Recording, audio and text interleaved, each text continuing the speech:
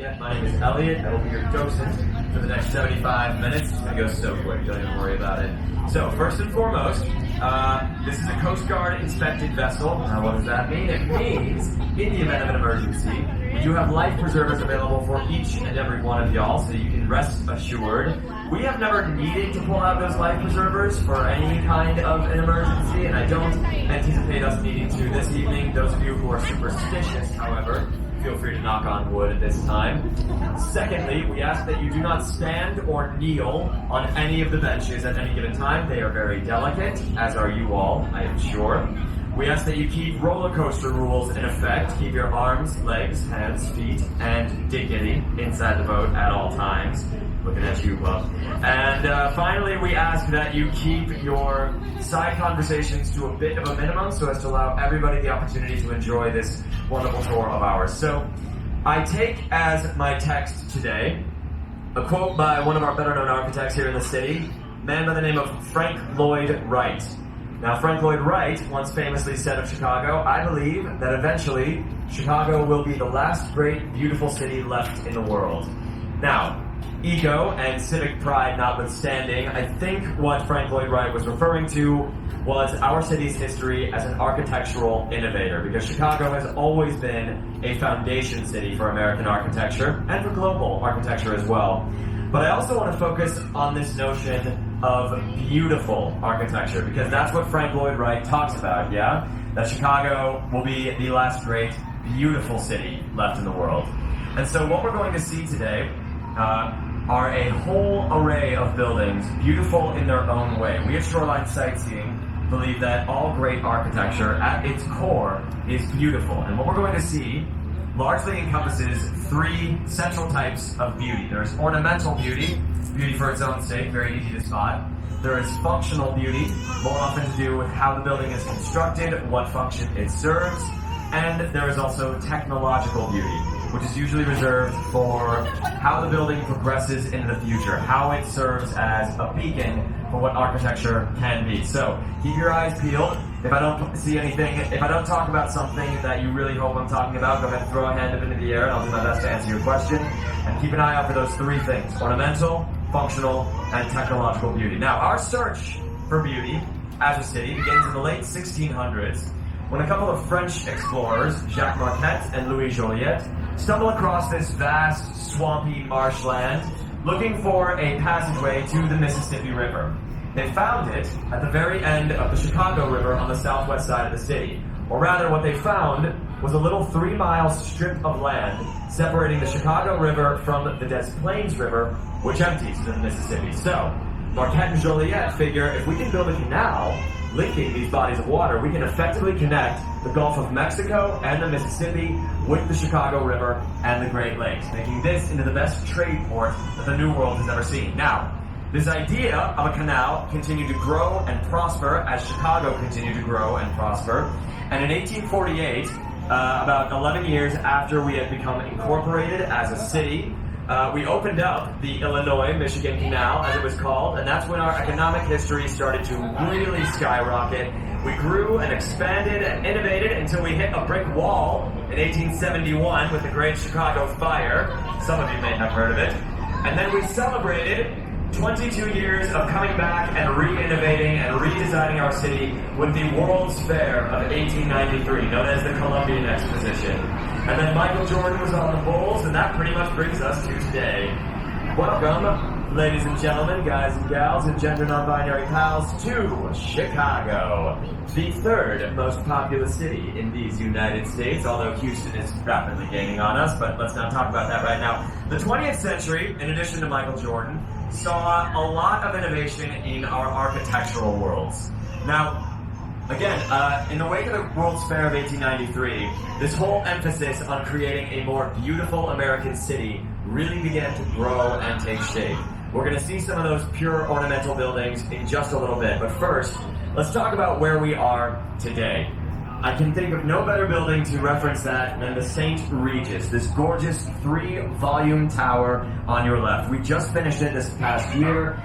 We are still actually working on some of the lower portions of it. The St. Regis is the third tallest building in the city of Chicago, standing at just under 1,200 feet. It is, however, the tallest building in the world, designed by a female architect. Ji Gang is her name, and she is remarkable. She is doing such cool work with architecture. She often pulls her inspiration for her designs out of naturally occurring shapes. So, to give you an example of that, the St. Regis, you notice the way that it bends and it sways, kind of has its groove on there? The St. Regis's core is made up of a concrete spine that is built in, that is made of stacked frustums. Now, those of you who do not do great in geometry don't remember what a frustum is. No shame in that. I did not do great in geometry. I did not know what a frustum was before learning about this building. A frustum is basically a cone with the top shaved off. So what the engineers did is they stacked these frustums, 12-foot high, concrete, right side up to upside down. That then creates an hourglass shape, which they then just replicated all the way to the top of the building. That is how it achieves that swaying formation. And again, we have this tower. We're already talking about functional beauty because a concrete core, a concrete spine made up of stacked shaved cones is nothing if not a functional marvel. As the building is also very ornamentally pretty. All those different shades of blue you see on the sides of the building, those were inspired by the way Lake Michigan actually changes color throughout the day. So how does a building like the St. Regis come to be? It stands at the end of our architectural continuum in Chicago. So let's go back a little ways to see something that is kind of a precursor to a building like this. Back to 2009, when they put the finishing touches on Trump International Hotel and Tower, dead center there, standing at 1,388 feet tall. It is the second tallest building in the city of Chicago, and that height, by the way, includes the spire at the top of it. Remember that for later. That's going to come up again. Trump Tower is not necessarily a specific set of... It doesn't belong to this one architectural school. Trump Tower is built in a style called contextualism. And a contextualist building is based in bringing your awareness as the viewers into the surrounding environment or context that the building stands in. So, I'll give you some examples here. You'll notice the way Trump Tower curves very gracefully around the edges there. There are no right angles on the Trump Tower. Those bends and curves around the sides are meant to mimic and bend the shapes, the shapes, curves, and bends in the Chicago River. You'll also notice the three setbacks on the tower you can see from this angle. Each of those setbacks corresponds to the height of a neighboring building. The first setback, same height as the roof line of the Wrigley building with the clock tower at the top of it. The second setback is the same height as the Mather Tower, skinny little building, can't see it from here, I'll point it out in just a minute. And the third setback is the same height as AMA Plaza, the black box tower directly behind it. So we call this visual continuity in the architectural world, basically drawing the viewer's awareness, albeit very, very subtly, to the surrounding environment or context that the building stands in. Now, talking of something that is purely ornamental, we jump now to the Wrigley building, built to house the offices of everybody's favorite chewing gum company. Built in two parts, actually, the southern half in 1921 and the northern in 1924, built in a style called Spanish Revivalism. Now, Spanish Revivalism pulls its inspiration from Spanish notions of beauty, most notably churches and cathedrals. That clock tower up at the top is actually modeled after what's called the Giralda Tower, which sits atop the Cathedral of Saint Mary of the Sea in Sevilla, Spain. So in the early 20th century, Chicago architects are focused on beautifying the city of Chicago, and the best way they know how to do that is by drawing their inspiration from European ideals of beauty and design. Hence, something like this that is, again, modeled after Spanish cathedrals. Coming around the corner here, you can see another good example of a European revivalist style. The squat building with the dome at the top of it, coming at the corner there, that is the Jewelers building, built in 1926 in a style that is sometimes called Italian revivalism. And then the Mather Tower here, this skinny little number, right next door to the London House, that is, you'll notice some French Gothic revivalist details about the building there. You'll also notice that the Jewelers building and the Mather Tower both get very, very skinny as they get taller. The reason for that is due to a zoning ordinance that the city had on the books in the early 1920s that basically stated the taller you build, the skinnier you have to go. In so doing, you keep the skyline open and airy, and you continue to allow natural sunlight to reach street level, which I think is a very good idea for our architecture. These days, we don't have such a law on the books, which is how we get big, imposing black box office towers like AMA Plaza coming around the corner here. But I think this idea of allowing for natural light to continue to reach street level is something that contemporary architects continue to abide by, with the setbacks of the Trump Tower and the St. Regis's 3-volume set as examples of that. Now, coming back to this black box tower, American Medical Association Plaza, built in 1973. Black box modernism is literally the style of the building, so it's pretty easy to remember, right? It is seen as the apex of the modernist movement in American architecture, a movement that was started by a German immigrant, a man named Ludwig Mies van der Rohe. And Mies van der Rohe emigrated to Chicago in the 1930s and got the ball rolling on his whole philosophy of minimalism, essentially. It was Mies van der Rohe who famously coined the phrase in architecture that less is more. We'll talk about him a little bit later on. He designed upwards of 45 buildings in downtown Chicago alone. Jumping next door to the Marina City Towers, Corncob Towers, as they are lovingly referred to. This is the Midwest, after all. The Marina City Towers were built in the 1960s by a contemporary of Mies van der Rohe, a man by the name of Bertrand Goldberg, who was more interested in architecture as a means of social engineering.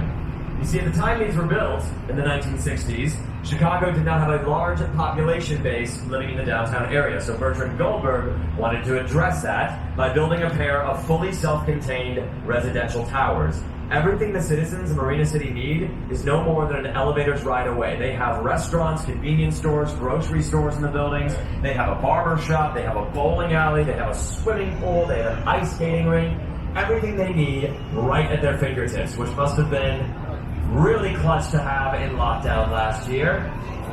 Don't know about y'all, that building doesn't even have a washer or dryer in it. So, yeah, Bertrand Goldberg, who famously said of Mies van der Rohe that what is clear for Mies is in the form, not the function. My purpose is to give clarity to the function. More interested in building communities than in shiny office buildings. Not that there's anything wrong with shiny office buildings. We've got a good one right here on your left, 77 West Wacker by name. Built in 1992 in the neo-classical style. See the way that royal white granite is sewn seamlessly in the reflective silver glass? You notice at the top of the building, there's that Greco-Roman temple-looking rooftop. Kind of serves as the cherry on top of this building that stands right at the cross-section of classical and contemporary architecture, hence neo-classical. Now, not all these buildings are so easily qualifiable. Can't put all of them into a box. Reed Murdoch, right here, built in 1914, is a very hard building to classify. Some call it Prairie Style, some call it First Chicago School. The Reed Murdoch is still one of the oldest surviving warehouse structures on the Chicago River, and it served a function in its own important way. Notice how there are 5 bays of windows on the left-hand side of the building, and there are 6 on the right-hand side. That is due to the fact that in 1930, they had to expand LaSalle Street, which we're about to pass under, and the Reed Murdoch was in the way, so they just chopped a whole bay of windows, row of windows, right off the western half of the building, because that is how progress goes. Now, I want to point out this lone red brick building sitting on the corner here. This is the Helene Curtis, home of the Chicago School of Professional Psychology. The main reason I point it out is because it's a pretty good example of what is called the First Chicago School of Architecture. The First Chicago School comes up in the wake of the Great Chicago Fire of 1871, and the First Chicago School architects were focused on building a purely functional architectural philosophy. They were trying to replicate the proportions of a Greco-Roman column. All you need, in their mind, is a base, a shaft, and a capital. Okay? It is actually one of our better-known First Chicago School architects, Louis Sullivan, who coins the phrase, form follows function. Something that his protege, Frank Lloyd Wright, then took to the umpteenth level. We'll come back to that a little bit later. First, we got to get to my third favorite building in this fair city of ours, the Merchandise Mart. Still the largest privately held commercial building in these United States, about 4.3 million square feet of playing space in there. about 76 American football fields last I checked, and it's one of our better examples so far of the Art Deco philosophy. Art Deco comes up in the late 1920s in our city. The hallmarks of the Art Deco style include the dark inset windows that are usually flanked by stone columns, naturally draws your eye upwards. We call that streamlined verticality. We also notice the setbacks up at the top. Those help to reduce the building's perceived bulk and weight, as do the geometric patterns that run along the bottom and the top of the building. Art Deco as a style explodes in the late 1920s and then hits a brick wall in 1929 with the stock market crash and subsequent Great Depression. But let's talk about happier things, shall we? Welcome to what I like to call the Hall of Mirrors. Just take a look around. Reflectivity as far as the eye can see. The real name for this area is Wolf Point. Wolf Point is from where Chicago springs, as best we can figure. Wolf Point is the site of Chicago's first trading outpost, our first hotel, our first church, and most notably, 3 of the earliest taverns in Chicago history. So we knew who we were from jump. These days we're looking more towards the future than the past. Coming to in 2023, our latest addition to the skyline, the Salesforce Tower, in what is, I believe, the best example so far of President Calvin Coolidge's dictum that the business of America is business. Now, right at the fork in the river here, the building with the red statue in the front yard, or red sculpture in the front yard, that is River Point. River Point was built in 2017. It was the first commercial building to be constructed in the wake of the Great Recession of 2008, and it made quite a splash when it came on the scene. Notice that parabolic arch at the bottom of the tower there. That arch serves 2 purposes. One, it's their building's rain gutter, so nice, simple, utilitarian use. 2, it serves to reference the engineering that is going on underneath River Point. You see, River Point is built over active railroad tracks. That's actually what those portholes are for there in the front of the plaza. Those are exhaust vents for the trains that run underground. And when they were digging into the soil to put up the steel columns to support the weight of the building, they had to build those columns at an angle so as not to pierce the train tunnels running underneath. That arch and the slanted glass beneath it are referencing the slanted columns that run underneath River Point. So, again, what we have here is a functionally beautiful building as well as an ornamentally beautiful one. I love me some River Point. It's not a top 3, but it is definitely a top 5. Going up the north branch of the Chicago River now. Notice this bridge sticking right up into the air. That is the Carroll Street Bridge, built in 1908. We have not used it since 1999, so it had a good run. But it does serve to show y'all how the bridge systems in downtown Chicago work. Every bridge in the downtown area is engineered the exact same way. We actually have a patent on the engineering style. Each of the bridges have a counterweight, a concrete block right there. For the contemporary bridges, that counterweight is housed underground, and that counterweight is leveraged using a 110 horsepower motor. That is what is able to drive all that wood and steel and iron right up into the sky above us. If any of y'all are staying here through Saturday, if you get up early enough on Saturday morning, you should be able to see the bridges up and moving. It's actually pretty cool to witness. It's a feat of engineering. Okay, we are slowly coming to the end of the north branch here. We're going to be turning it around in just a moment. I want to point out those wooden bundles of logs there. Individually, those are called pilings. Those pilings serve as the catalyst for one of my absolute favorite stories in the city of Chicago, purely for the absurdity of it all, the Great Chicago Flood of 1992. Y'all may have heard of the fire, you might not have heard of the flood. I'll spend the next couple minutes talking about that. Let's dive in. In September of 1991, the Great Lakes Dredge and Dock Company is replacing some of those pilings off the Kinsey Street Bridge.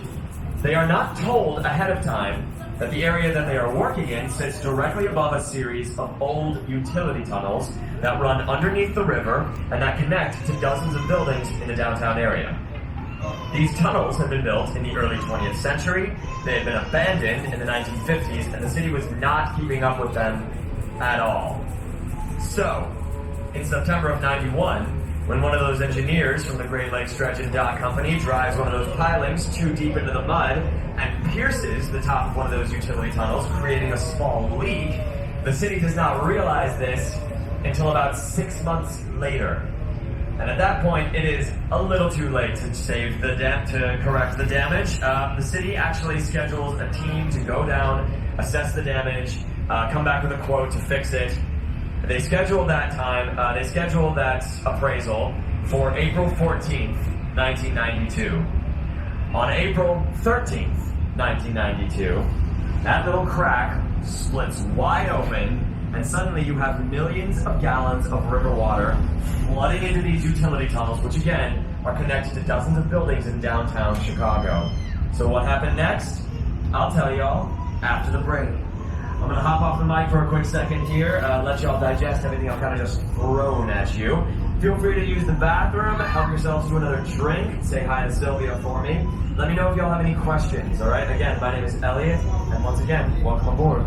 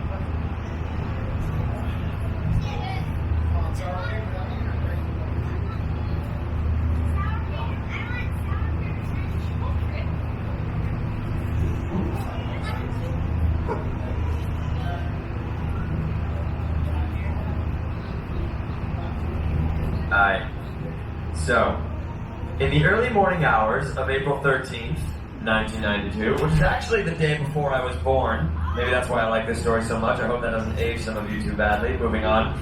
The city is dealing with, come on microphone, the city is dealing with calls from people all across the city telling them that there is water in their buildings. The city has no idea where it's coming from. It is not until a security guard from the Merchandise Mart calls the Streets and Sanitation Department to tell them that not only is there water in the Merchandise Mart, but there is fish in that water. And so the city realizes if there's fish in that water, that means it's not coming from the water department, it's coming from somewhere else. By the time the city arrives on the Kinsey Street Bridge, that vortex of water has broken open to about 20 feet across. And again, tens of millions of gallons of water are flooding into these tunnels. The city immediately starts throwing sand, concrete, and old mattresses into the hole to try and plug it. Old mattresses because somebody thought they would expand. And to make a longer story much shorter, at the end of 3 days, we managed to plug the leak and bail the water out of all the buildings, some of which had as much as 40 feet of water in them. Cost the city just shy of $2 billion in damages, and in the end, we still sometimes refer to it as the Great Chicago Leak of 1992 because so many companies realized they could not collect insurance money if they called it a flood, since so few people were flood insured, so they opted to call it a leak. So those of you who are in insurance, take notes. That is an all-star job-fulfilling thing. Well, I lost the end of that thread, didn't I? Let's get back to River Point for a second. Notice the way the building has this gentle outward curve, this convex curve of the building. River Point is in direct conversation with the Naveen building, this handsome expanse of dark green glass right on the other side of Wolf Point. There's a little bit more contextualism going on for you. The Naveen building predates all the skyscrapers in this immediate area, and it definitely predates all the contextualism in this spot. So a lot of buildings in this area pay tribute, very, very subtly, to this tower. Those of you who are John Hughes fans, by the way, may recognize it as where Ferris Bueller's father worked in the seminal Chicago classic, Ferris Bueller's Day Off. I would not know. I have not seen it. Maybe one day I will, but doubtful. Highly recommend? Really? Well, I've gone this long without seeing it, so I guess it's time I fix that. Let's get to my second favorite building in the city, shall we? The William Blair Building, as it's unofficially called, or just goes by its address, 150 North Riverside. Very quickly, notice the red condo building directly behind it. Notice the railroad tracks above us. Notice the river under our feet. 150 is built on a very narrow plot of land. It's only about 39 feet wide. That's about as wide as this boat is long, because it borders those tracks and this river and that red condo building behind it. So the engineers, in an effort to walk this tightrope here, had to dig 100 feet down into Chicago's swampy soil and 10 feet into Chicago's bedrock. Now once there, they erected a series of 12 concrete columns, or caissons by name, and those caissons essentially act as the building's spine, transferring the weight of the upper floors down into the lower depths. That is how the building manages to be so skinny at the bottom and so top-heavy further up. The diagonal cuts there are to help distribute the weight more evenly. So again, we have a building that is functionally beautiful, ornamentally beautiful, and technologically beautiful. Well, we'll get to the technology on our way back up the south branch of the river. Let's go to a nice complement building to 150, Bank of America Tower. Just finished last year. Bank of America Tower had their own zoning issues to deal with. You see, the city of Chicago requires all brand new Riverside buildings to have a 30-foot setback from the river. In so doing, you keep the riverfront open and available for any potential Riverwalk expansions and for any restaurants to move in underneath. And so what Bank of America Tower did, rather than just pushing their whole building 30 feet into the street, hoisted their third floor onto these 3 steel tripods, thus creating that 30-foot setback. So again, functionally beautiful in addition to being ornamentally beautiful. Well done, Bank of America. You never let us down. Now, coming up after the bridge here, on our right, we have Riverside Plaza, built in 1929. Art Deco is the style once again. The dark inset windows, the streamlined verticality. Actually looks pretty good in the sunset, doesn't she? Now, this next section of our tour, we finally get a clear timeline of Chicago's architectural evolution over the last 100 years. The next 5 buildings will show y'all exactly how we've evolved throughout the 20th century. So, starting off in 1929, Art Deco. Once again, the dark windows, the verticality, the setbacks up at the top. Art Deco is seen as this fusion of European grandeur and symmetry with the American machine-made economy. There's a lot of optimism about the Art Deco style. Everybody sees it as the way of the future. But of course, the way of the future comes to a crashing fall with the stock market and the subsequent Great Depression.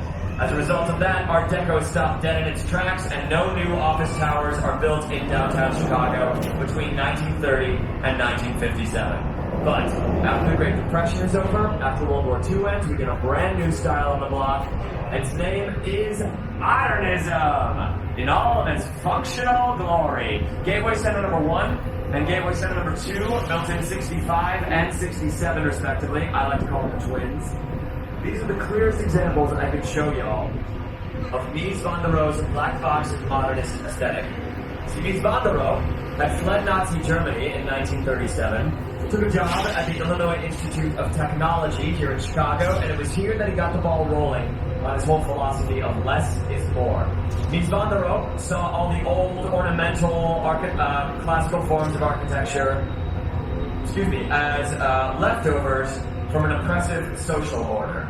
And so he wanted to reboot architecture to its most basic components, create a working class architectural style for a working class country. And it worked very well. All he wanted was to have steel, glass, and the right angle at play. And this was kind of seen as a revelation because people realized, okay, maybe we can't exactly go for quality, but we can sure go for quantity. And these buildings do have a functional, simplistic beauty to them. Mies van der Rohe actually famously said, I don't want to be interesting, I want to be good. So it kind of drives home that idea of functional beauty. Jumping ahead a little ways to the Fifth Third Center, built in 1971, we have a softening of Mies van der Rohe's pure black box modernist aesthetic, this Miesian purity, as it's sometimes called. Fifth Third Center is built in a style called the International style. International because a building like this you could take in... Cool. Now, the international style, you can take a building like this, built in 1971, drop it into just about any architectural landscape in the world, and it would probably fit right in. That's why it's called that. It's not like we all looked at that and said, hey, that's as good as it's ever going to get. It's because it travels easily. It's very easy to take a building like this, plug it into any landscape in the world, and have it blend in. That's actually kind of what this next building is doing as well. We've come to the end of our timeline here with this gorgeous green glass building, Gateway Center number 4, built in 1983. Contextualism at last, my friends. Gateway Center number 4. Rephrase. The contextualist style, much like the international style, is rooted in blending into a space. But unlike the international style, it's also interested in bringing your awareness to that space. The dark green glass of the river helps actually reflects the color of the... Sorry, did I say the river? The dark green glass of the Gateway Center reflects the color of the river. The gentle curve in this facade of the building is also meant to reflect the bends and curves in the Chicago River as well. Contextualist architecture is very much of a place, by a place, and for a place. The next logical step is to bring your awareness to your larger environment, outside the immediate space, and into your region, your country, your planet. Let's come now to a building that has very recently been repurposed for a brand new generation. The old Main Post Office by name.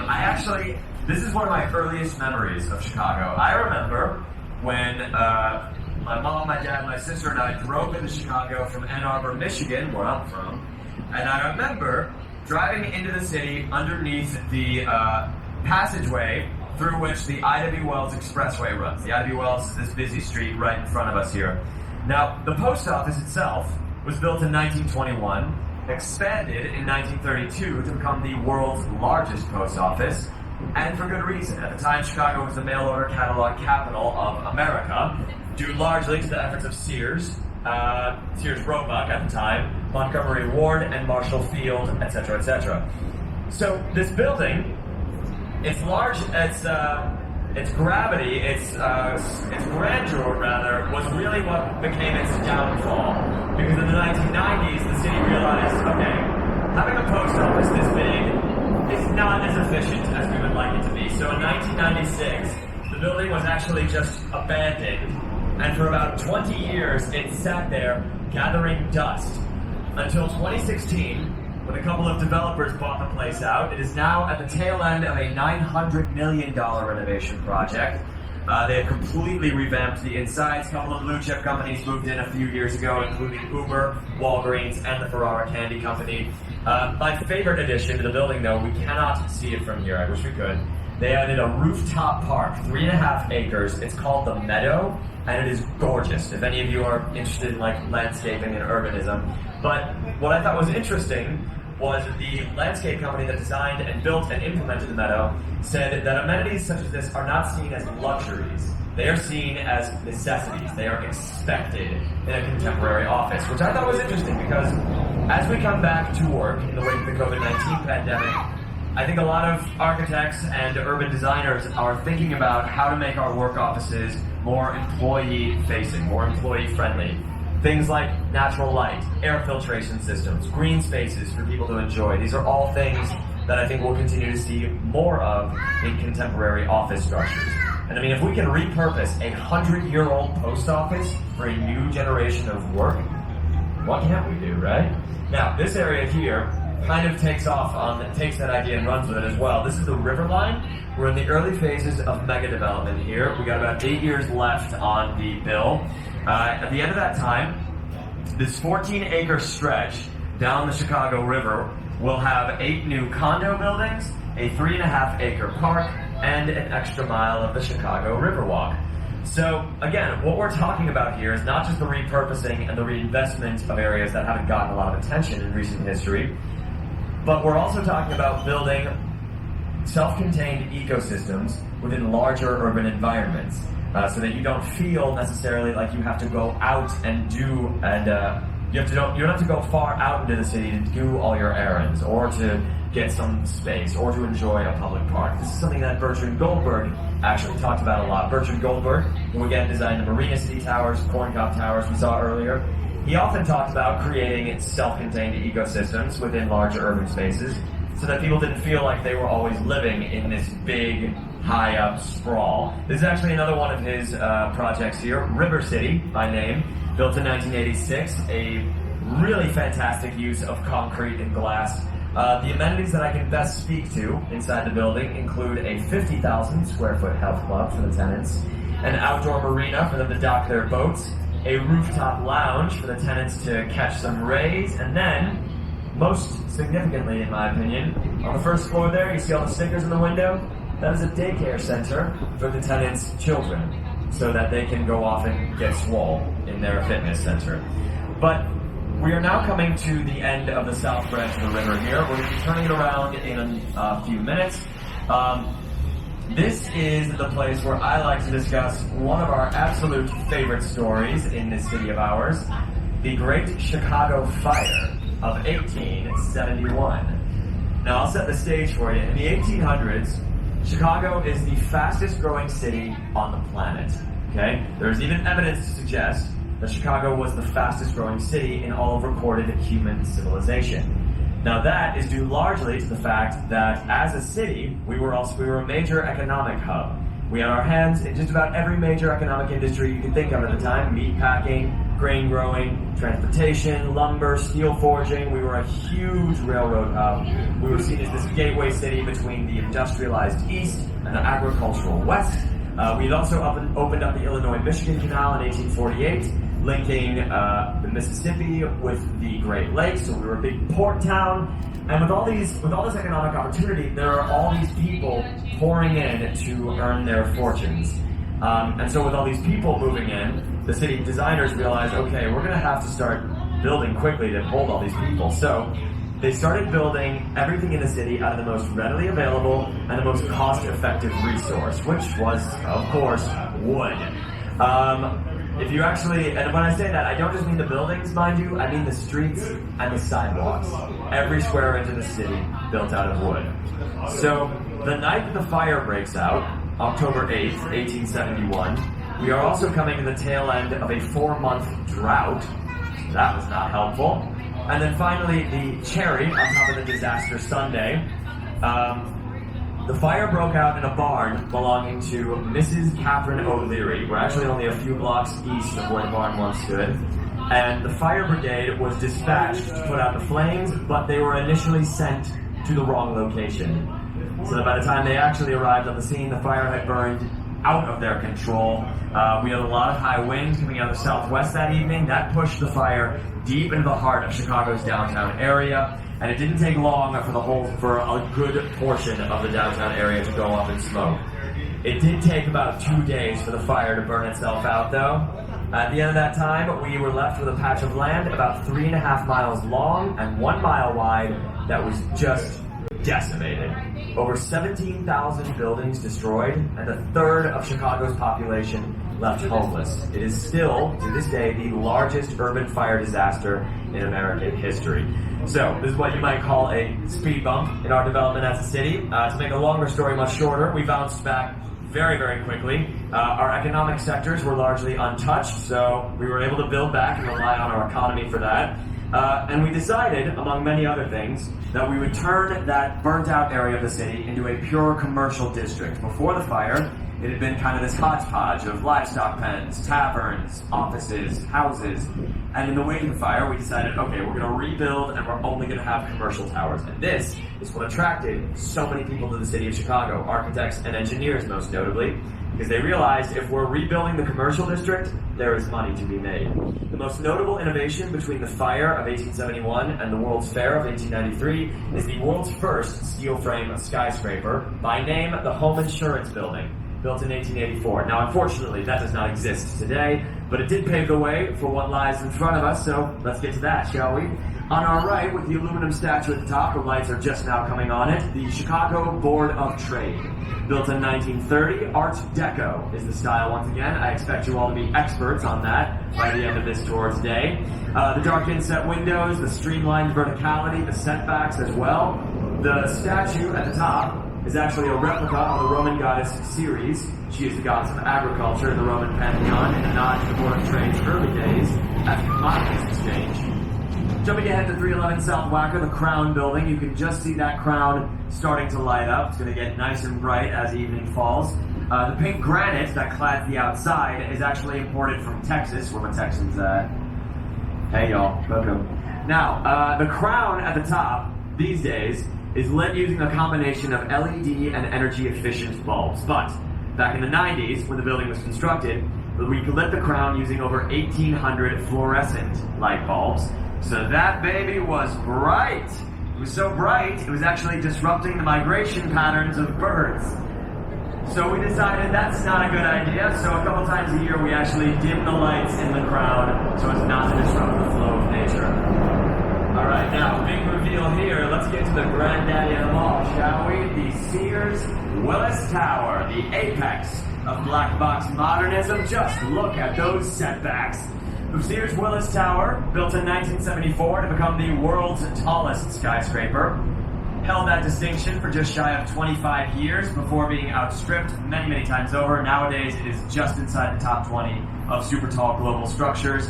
It is the third tallest in the United States still, so still holds some clout there. The number one spot is held by the One World Trade Center in New York City, and the brand spanking new Central Park Tower, also in New York City. They just opened it like 2 months ago. The Willis still stands at a pretty imposing 1,451 feet. That, however, does not include the antennas at the top of it. You see, the way you measure a tall building, for those of you who are just dying to know, you go from the lowest open-air public entrance all the way to the top of the building structure.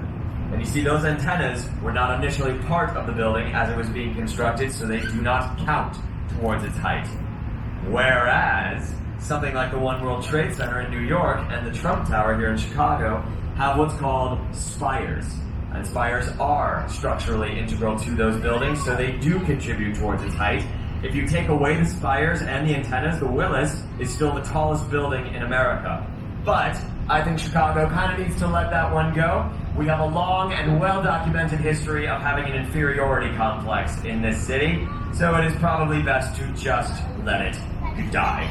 Now, you'll notice that the Willis Tower looks like 9 different columns all clustered together at various heights. That is the engineering style at play. It's an engineering style that was invented by the building's architect, Bruce Graham, and the chief engineer, Fezler Khan. They came up with a system called bundled tubes, or bundled columns. Basically, you have 9 different columns, steel columns on the inside at varied heights, and having varied heights of steel columns helps disrupt the wind force at various points along the tower as it climbs higher. Basically, there are only 2 columns that run all the way to the top of the roof. The rest of the columns drop off before then to protect it. The Willis Tower is designed to sway no more than 6 to 8 inches in any direction. In a doomsday scenario, a 200-mile-per-hour wind would push the building about 1.5 feet in each direction, which is probably best not to think about. Let's talk about scarier things. The building has been climbed twice in its existence. First, by an American go ahead, get a good look at that. First by an American in 1981. His name is Dan Goodwin. He's still alive. Thank you for asking. He got up the building using suction cups while wearing a Spider-Man costume, earning himself the nickname Spider Dan. So props to that guy. Yeehaw. Buildings, yes, architecture. The second time the building was climbed, it was a Frenchman in 1999. His name is Alain Robert. He climbed the tower in 2 hours' time using only his bare hands and a bag of chalk, which is the most bonkers thing I've ever heard in regards to skyscraper climbers. Alain Robert has actually made a name for himself with climbing these tall buildings all over the world. Most notably, in 2011, he climbed the Burj Khalifa in Dubai. It took him 6 hours. He did that one with climbing equipment, and he had sponsorship for the climb. But, still, props to that guy. When asked why it is he climbs all these tall buildings, he replied, because I'm afraid of heights.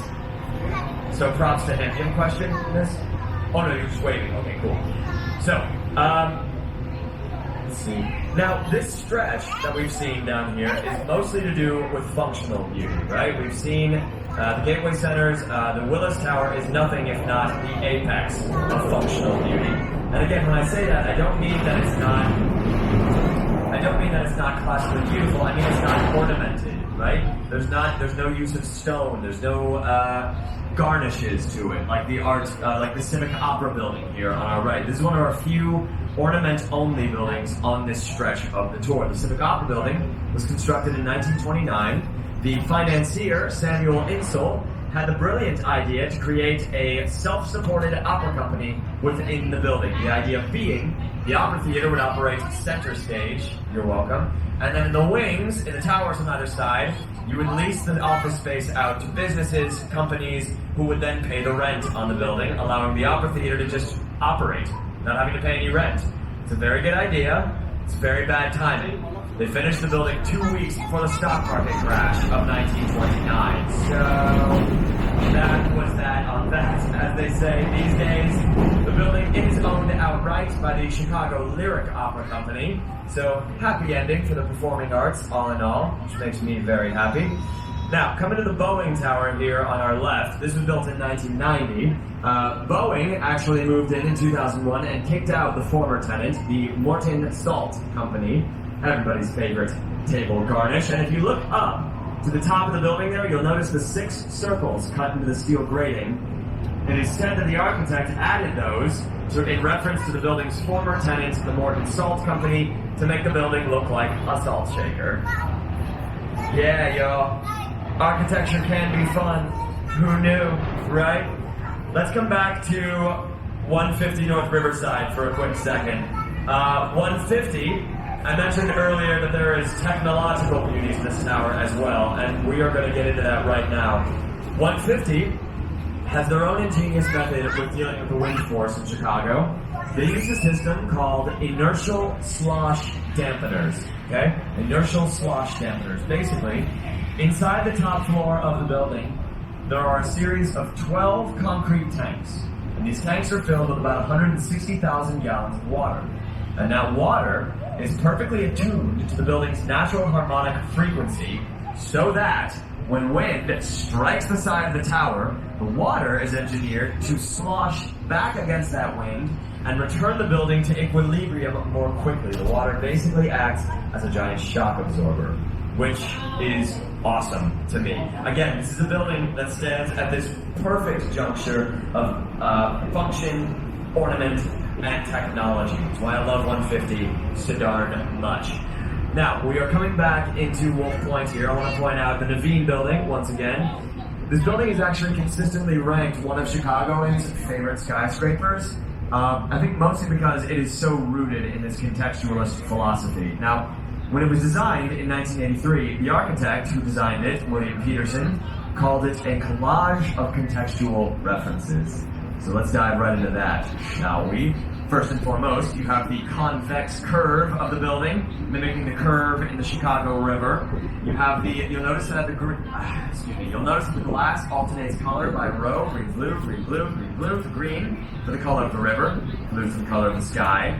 On a basic level, that reflective glass acts as a mirror for all the gorgeous architecture in this region, saying to it, "You look great today. You got this. No problem." And then finally, the cherry on top of the contextual sundae. It's a little tricky to see from here. But on the ground floor, at the main entrance and at the corners of the building, you'll notice those octagonal columns. Those octagonal columns are direct references to the octagonally shaped corners of the Merchandise Mart just on the other side of the river. So, this almost seems unbelievable, right? This doesn't seem like something that is worth doing or that even sounds plausible. But that is kind of the deal with contextualism. It is not meant to be flashy and obvious. It is meant to be a coded series of architectural fist bumps to the region that the building sits in. If I could break it down to this one simple idea, it's all about being a good neighbor. Yes, good question. I got you. Great question. Y'all notice on the left here, there are all these busts in front of the Merchandise Mart. Those were added by the building's owner, Mr. Joseph P. Kennedy, of those Kennedys, in The Kennedys actually still own quite a bit of land in this area. They're responsible for the development of those 3 skyscrapers on the Wolf Point Peninsula there. But Joseph P. Kennedy bought the building in the late 1940s. In the 1950s, he added those busts, which he calls the Merchant Princes of the United States. It's the heads of Marshall Field, Aaron Montgomery Ward, F.W. Woolworth, all these big executives who were involved with Sears Roebuck and the Marshall Field Company. So, yes, paying tribute to Chicago's history as being a retail giant of a city. I want to talk about the Riverwalk for a moment. The Riverwalk, I think, is one of the best public amenities that Chicago has ever come up with. It is the best $112 million we have ever spent, in my humble opinion. We started construction on the Riverwalk in 2003. We did not finish until 2016, so it's still pretty new for us. But the idea for the Riverwalk was actually born out of a plan that one of our better-known architects, Daniel Burnham, drew up in 1909. Now, Daniel Burnham, for those who don't know, was the chief architect for the World's Fair of 1893. He was the one who designed the White City, as it is called, the campus where the World's Fair was held. And in 1909, he drew up something called the Plan of Chicago. It is still one of the oldest and best-known urban design plans in American history. And one of the tenets of the Plan of Chicago was to create a public space where people could actually come down onto the Chicago River to enjoy this beautiful body of water that we have access to. And it shows a lot of foresight on Daniel Burnham's part, because in 1909, this river was disgusting. It's really only in the last 30 years or so that we have started to think about how to really massively clean the Chicago River. These days, we're doing way better at it. We have upwards of 80 species of fish in the Chicago River, which is why you see plenty of people out and about with their fishing poles. We are also trying to make it fully swimmable by the year 2030, so just check back in a few years' time on that one. Let's get back to the architecture for a quick moment here. Notice this angry, bristly concrete building, 55 West Wacker, lovingly referred to as the Danny DeVito building, because it's short, angry, and very out of place. This was built in 1968, during a time of social change in the United States, and the style that it's built in is called brutalism. Now, as the name implies, a brutalist building is meant to weather any storm. They're basically announcing themselves to the world, saying, we will last whatever can be thrown at us. And the rest of us are like, chill out a little bit. Brutalism is basically seen as a modernism on steroids. The name of brutalism actually stems from a French phrase, béton brut, which literally translates to raw concrete, in case that wasn't clear enough. Now, I want to get into one more very ornate Art Deco structure. Jumping ahead there, you see that dark forest green tower with the golden clock tower eye-looking thing at the top of it? That is the Carbide and Carbon building, built in 1929 during the height of Prohibition, which was that wonderful time in American history when the sale, purchase, and consumption of alcohol was illegal. What a time to be alive that must have been. If there's one thing that Chicago is known for, however, it is for actively not following the rules of Prohibition, right? That's where all the legends come from. Al Capone, Elliot Ness, the bootleggers, drug runners, etc. And it is said that the architects who designed... I think I just hit myself in the tooth with this microphone. Got too excited. The architects who designed the Carbide and Carbon building added that bronze and 24-karat gold trim at the top to resemble foil wrapped around a champagne cork. It also helps that the dark green building resembles a champagne bottle, basically a telling off of the powers that be, saying, we know we're not allowed to enjoy this, but we're gonna. So we are slowly coming to the end of our tour here, unfortunately. We're going to be heading back out onto the Ogden Slip in about 15 minutes. I invite you all this time to use the bathroom one more time. Grab yourselves one last drink before we get on out of here. I'm going to wrap this tour up as best as I possibly can. Now, coming into view, on the other side of the Wrigley building, you'll see one more very ornate structure with a Gothic crown on top of its head. That is the Chicago Tribune Tower, built to house the offices of our largest newspaper, the Chicago Tribune, up until 2018 when they left the building. The Tribune Tower's design comes out of a contest that the Tribune's publisher, Robert McCormick, held in the early 1920s. He put out a call to architects all across the world asking somebody to design him, and I quote, the world's most beautiful office tower. So again, this notion of beauty as currency. He wasn't looking for stability, function, or tech. He was looking for beauty, pure and simple. The winners of the contest were actually a pair of New York architects, Raymond Hood and John C. Howells, who designed this fusion of American vertical spirit and French Gothic ornament. That crown up at the top is actually with the flying buttresses and the gargoyles and the ornamentation. That crown is modeled after what's called the Butcher Tower, which sits atop the cathedral, Rouen Cathedral in France. So again, with the Tribune Tower and also with the Wrigley Building next door, you have these direct references to European ideals of beauty, to established ideals of beauty. From there, we grow into this fusion of American and European architecture. You'll actually notice that the whole bottom portion after the crown of the Tribune Tower is a pure Art Deco structure. From there, in the gap between the Great Depression and World War II, we now get modernism with the black boxes, the white boxes, the brown boxes, functionality, functionally beautiful towers.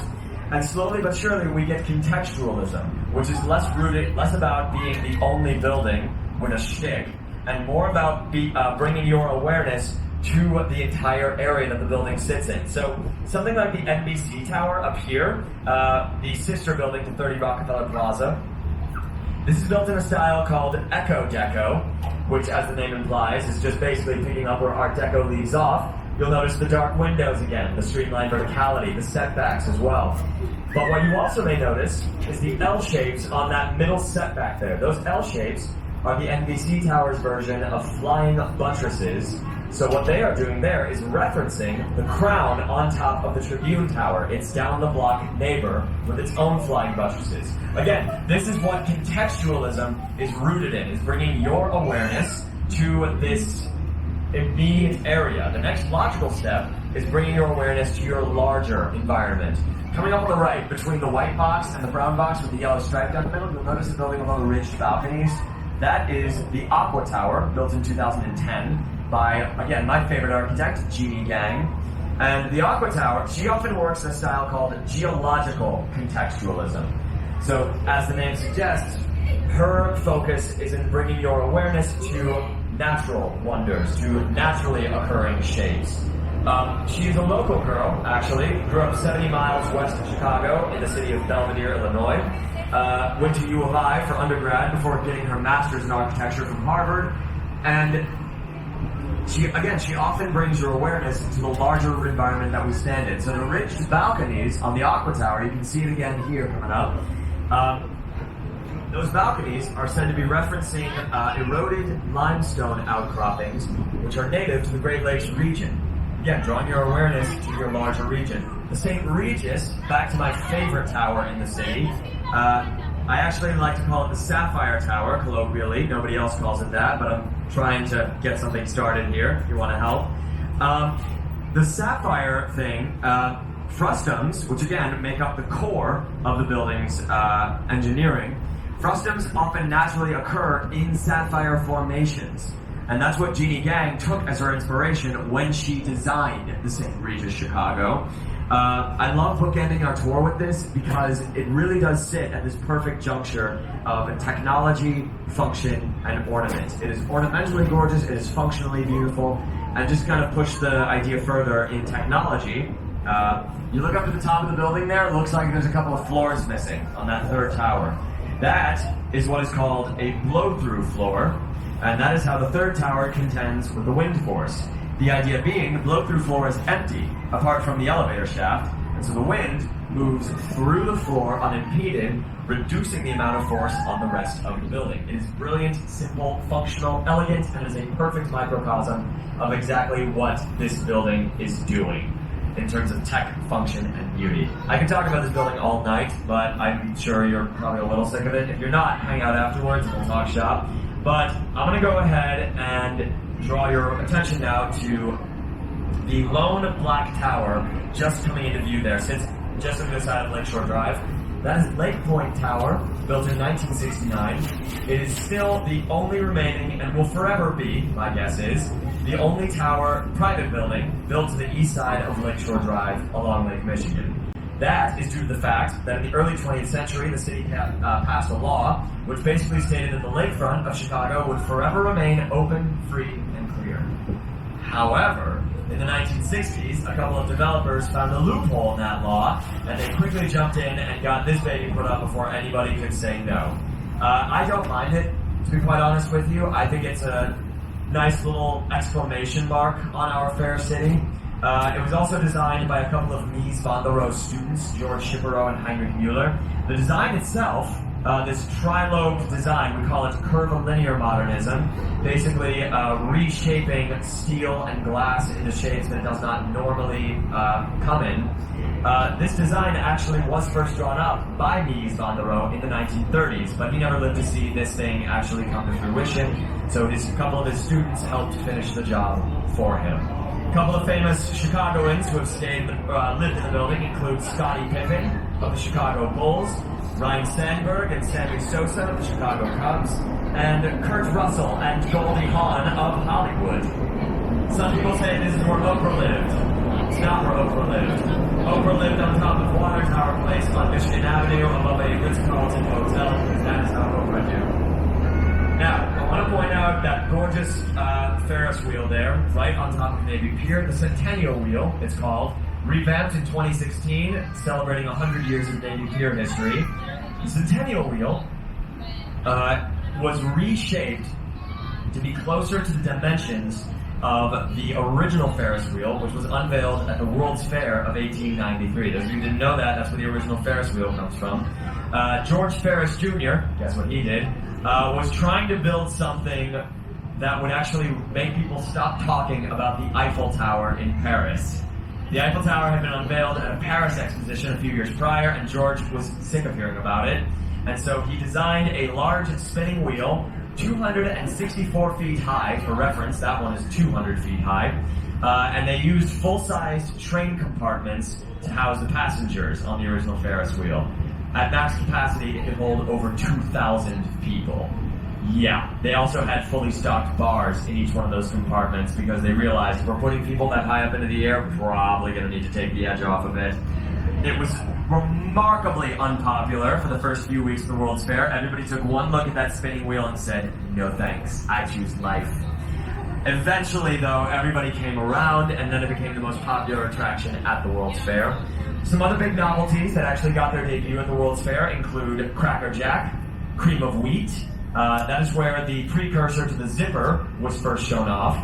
The first mechanical dishwasher was unveiled there. The first Vienna beef sausage was sold at the World's Fair. It is where Milton Hershey bought his first chocolate-making machine. It is where Henry Ford first saw the magic of an internal combustion engine and thought, I should put that on some wheels. And then my favorite little tidbit, the 1893 World's Fair is where Pabst Blue Ribbon won that blue ribbon. Yeah, before then it was just pee. And so, it actually came in first place in a contest of 3 beers.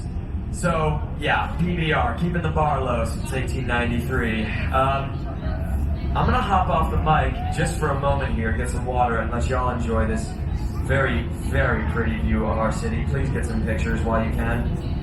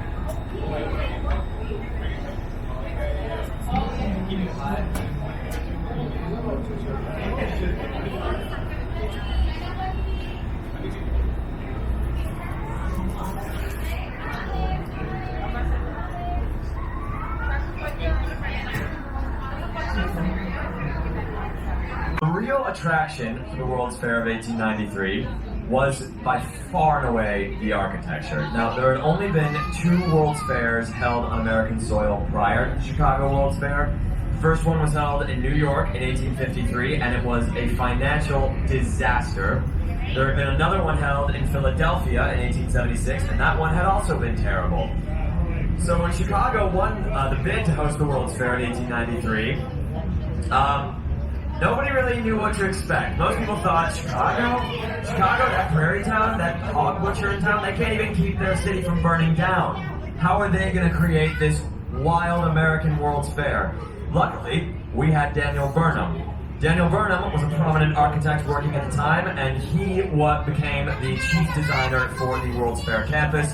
He pulled together this amazing A-team of American architects to design this sprawling utopian campus, complete with grand boulevards, riverways that you could travel down by gondola, and of course, gorgeous, classically inspired architecture. If any of you have been to the Chicago Art Institute before, if you've seen the Museum of Science and Industry, the Field Museum, even if you just know what the Capitol building in DC looks like, you have an idea of the architecture on display there. Everything was symmetrical, grand, ornamented, and just an incredible vision of what an American city could become in terms of design and urban layout. People took a look at the 27 million people who came through the fairgrounds between May and November of 1893, looked around and saw this architecture, and they thought, oh my God, if we can do this in Chicago, of all places, we can do this in any one of our big American cities. This is what gives rise to the City Beautiful movement, which became